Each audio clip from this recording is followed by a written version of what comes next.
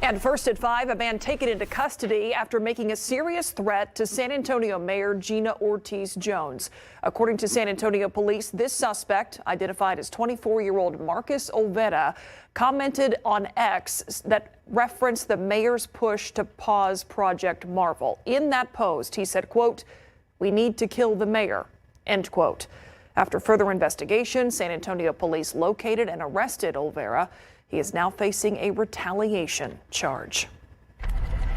We're continuing to learn new information about officers charged in connection to the Romb Elementary School shooting. Their actions that day and before laid out in records released this week by Uvalde County and the school district. Our KSAT Investigates team has been pouring through more than 5,000 pages of those documents and 7 hours worth of video. Daniela Ibarra shows us what she's found. I'm gonna go outside real quick. Go ahead, sir. The man running out of Romb Elementary is former Uvalde CISD Police Chief Pete Arredondo. DPS said he was in charge on May 24th, 2022, when a gunman entered the school and killed 19 children and 2 teachers. You can hear Arredondo try to negotiate with the shooter. Sir, this is Arredondo with the police department. Can you please put your firearm down? For several minutes, he's among the dozens of law enforcement waiting in the hallways and outside the school. Hey, Chief, there's no way to get in that classroom. I can bust the window. It's small. I don't know if it's. But I don't want to create some more damage for this guy. A specialized Border Patrol team ended up breaching the classroom 77 minutes after the massacre began. Arredondo resigned from the district in 2022 after being placed on leave. Last year, a grand jury indicted him and another district officer, Adrian Gonzalez, accusing them of endangering children that day. Both have pleaded not guilty. Records released by the school district show Uvalde CISD hosted an active shooter training months before the massacre. Gonzalez is listed as one of the trainers. Just this week, his attorneys asked for the trial to be moved out of Uvalde. Court records show they don't believe he would get a fair trial there. And as part of this week's release, we expected Uvalde CISD to release their hallway footage from that day, so we asked the district about it. The spokeswoman told us last night that the server that footage was on is in DPS's possession. KSAT 12 and other news agencies are suing DPS for their records, and that case is tied up in appeals. Myra?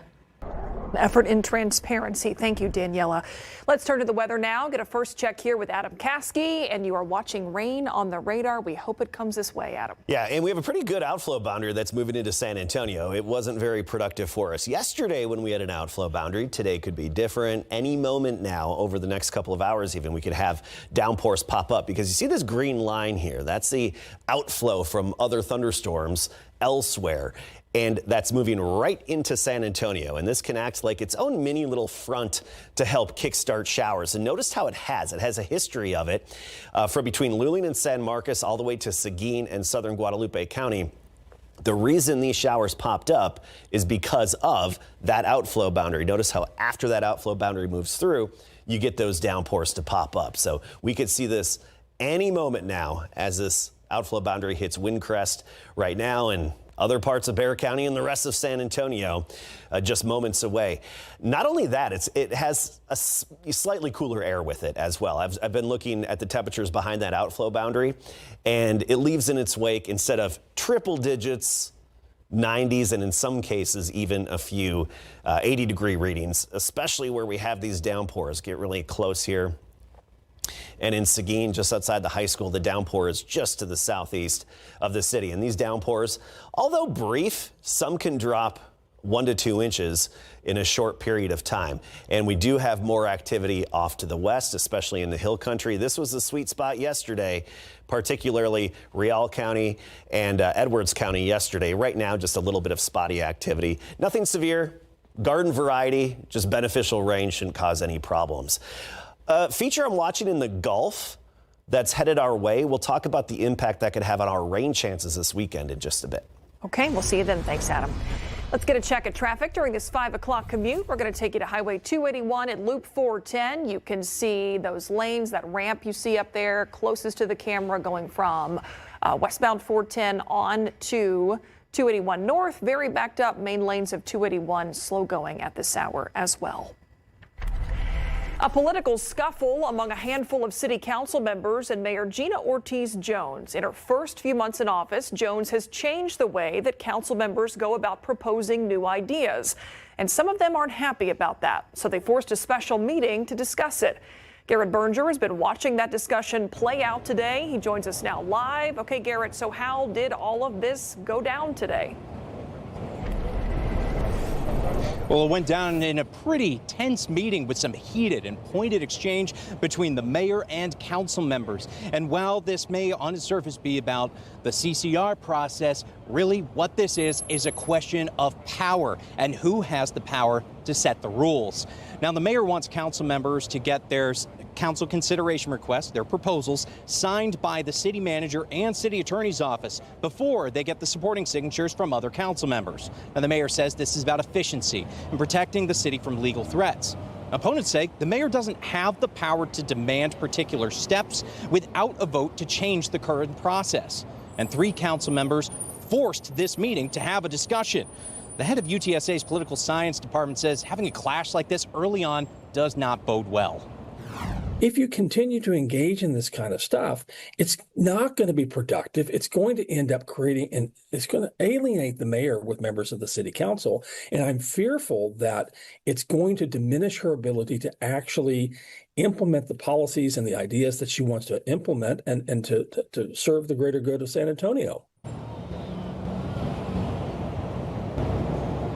Now, the city attorney says that the proposed changes are legal within the current ordinance, but that deciding how to proceed with CCRs or council consideration requests is a family affair. He and the city manager both appeared eager to keep out of the middle of the fight between Mayor Jones and city council. Now, we generally heard council members indicate support for having a discussion about some of these changes that the mayor has put forward. It's not exactly clear where things stand right now. Whether or not they're going to be following the old process or what Mayor Jones has put forward.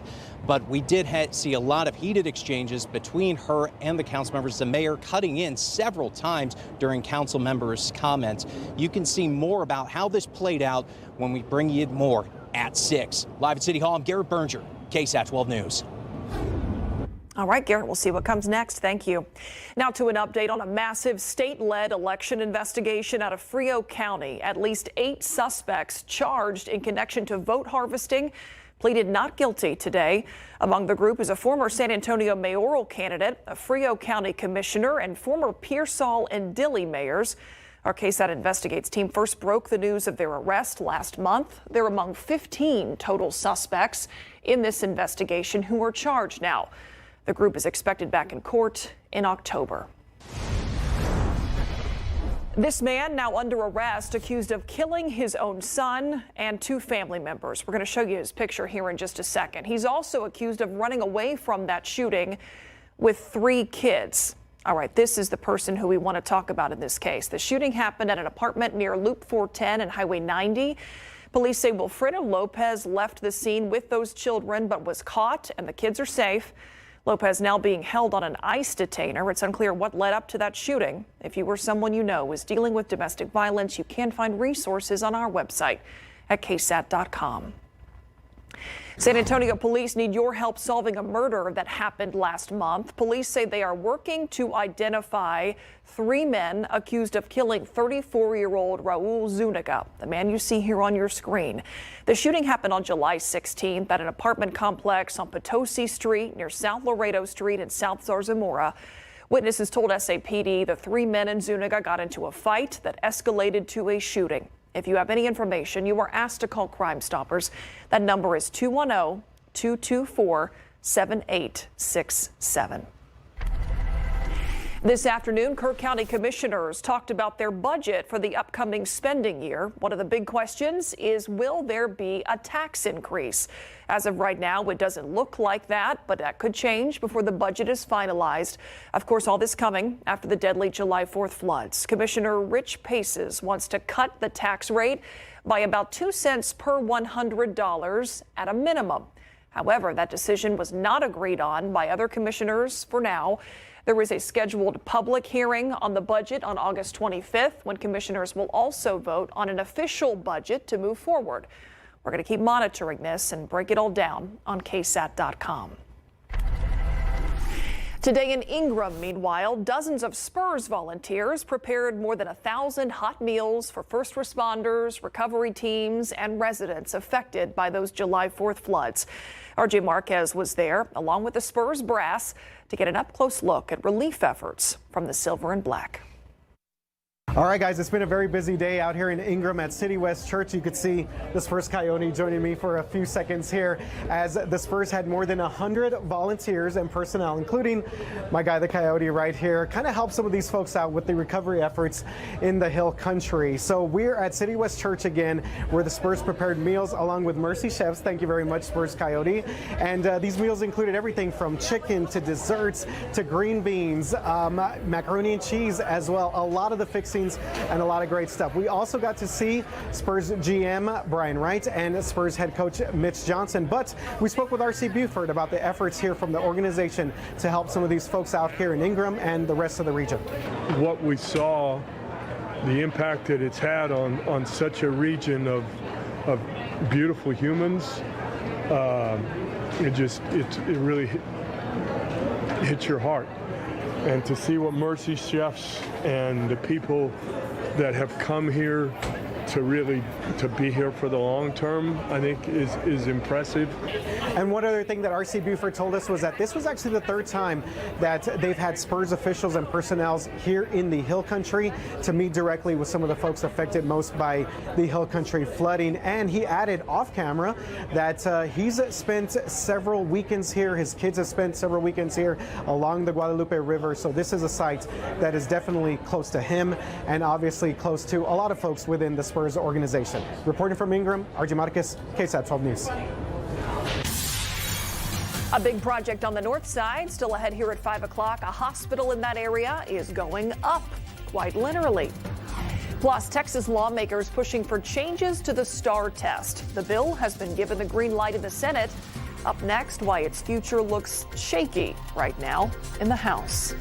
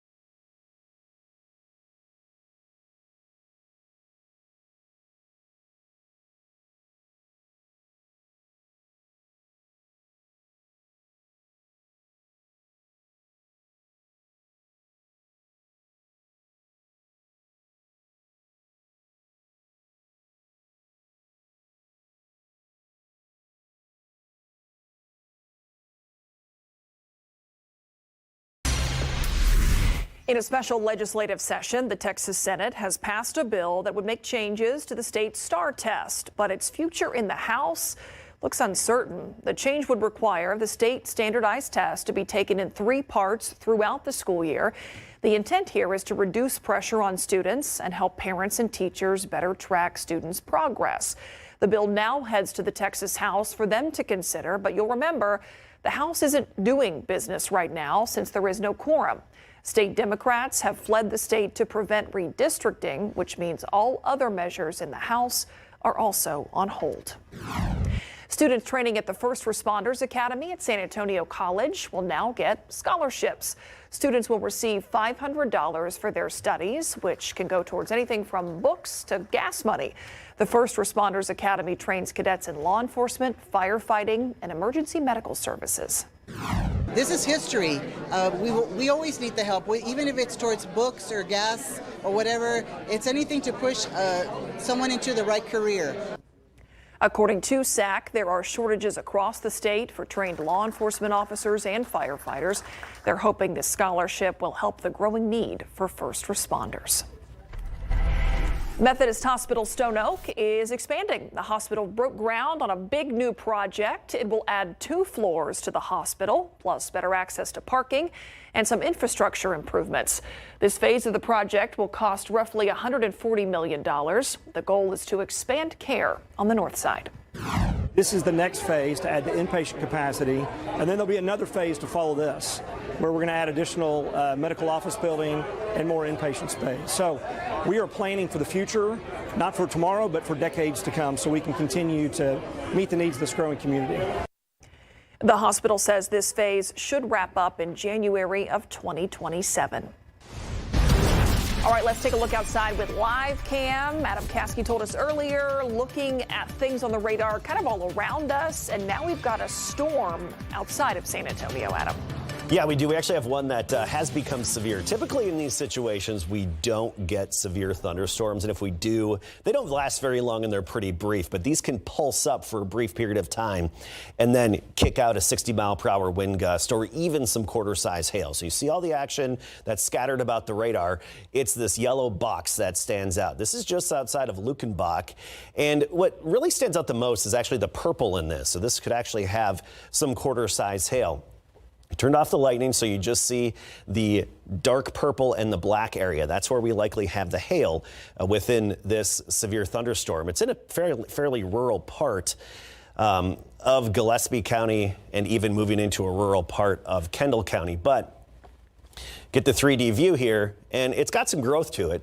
And even recently just popped up with its growth, and the hail core likely bends out over a little bit out ahead of it. So let's take a look at just the hail core here. You see the purple. That's basically, let's actually track it out. This hail core is now just 8.5 miles north of Sisterdale, and this is headed to the south-southeast and could clip Sisterdale and or Candelia. Also has a chance of just going in between the two. It's 12 miles away from Candelia. Anyway, you look at this hail core and you see how it's a little more reminiscent of some of the severe thunderstorms that we see around here. That's just the hail section of this storm, which again, I would anticipate to be fairly brief compared to what we're used to when it comes to severe thunderstorms and severe weather. But put a time frame on it, assuming this is heading into Candelia, it would get to Candelia by, let's give it a time here, 6:04 p.m. is about the time. That's if it can sustain itself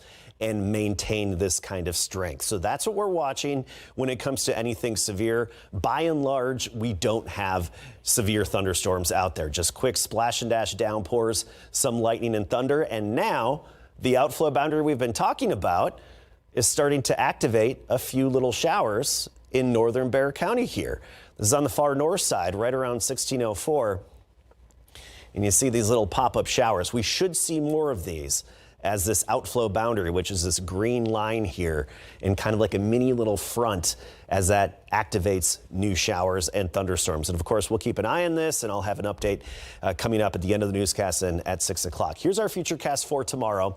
And we're going to do this all over again. I just don't anticipate as much coverage across our area. Today, we had a better chance of seeing a higher number of showers and storms than what we're going to have as we get into tomorrow afternoon. Very isolated in nature tomorrow afternoon. And I think odds would favor hill country and locations east of I-35 and I-37. Here's what we're watching. Moving into the Bay of Campeche, we have this little disturbance here near Cancun, a little cluster of thunderstorms.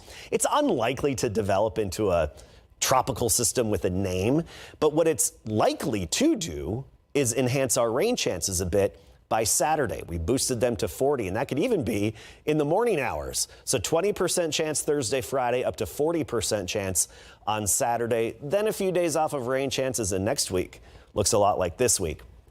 Really quickly, Tropical Storm Erin, that's headed off to the west, soon to become a hurricane, and then most likely to turn somewhere between the Carolinas and Bermuda beyond Sunday and Monday. Right near 100 right now across the board, but where you have the storms, obviously a little bit cooler. Temperatures falling through the 90s tomorrow. Will be similar temperature-wise, 100 the high, 20% chance of afternoon showers, and in the typically warmer spots between 101 and 104. A full update on these storms coming up at 6, Myra. All right, thank you, Adam. Larry Ramirez joining us now, and Larry, it is time for an annual UTSA football tradition. Yeah, and what makes this cool is that the players vote on it. So this week, UTSA announced their single-digit jerseys, and it is a big-time honor that every single one of those guys, they want to get it. Plus, out at UIW, Richard Torres, he's fighting to be QB1, and per reports, he's going to get it. Coming up.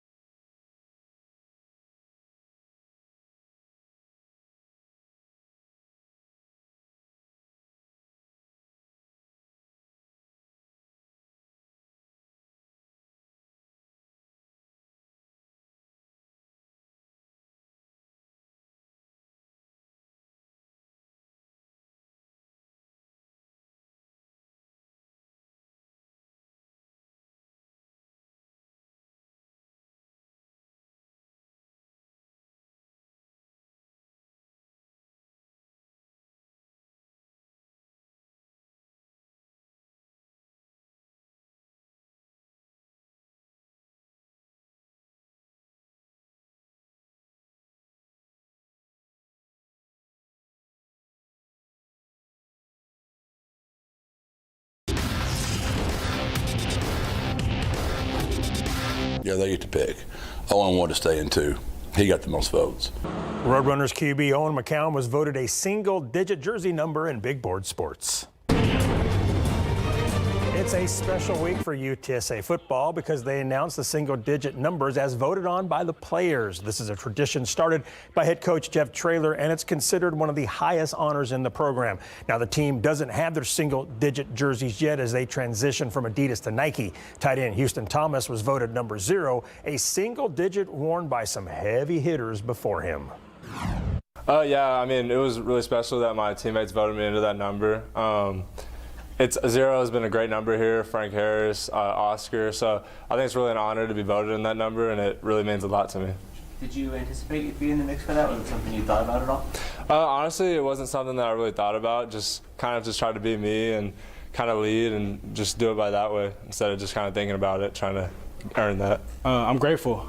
Grateful, like I said, didn't play a lot last year because of injury, but it's grateful to know that the team sees me as a leader, and I'm here to help them, like I said earlier, just help them and get us to where we need to go and win as many games as possible. So I'm grateful for everybody believing in me. And the numbers 210 hold extra weight and are featured in UTSA's Triangle of Toughness.